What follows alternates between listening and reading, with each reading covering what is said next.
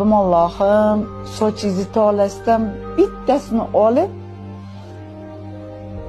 osib qo'yar ekan. Har bitta ko'rsatilgan ochuv sochingizga 70 yildan azob chekib chiqarkansiz deb ma'ruza qilganlar. Qo'rqib ketib qolganman. Voy bitta tolasidan osib qo'ysa qanaqa 70 yildan azobda, qanaqa qiyin. Qani ro'mol o'ravoqi deb o'zim institutlarni bitirganman. Injener ximik bo'lib ishlaganman.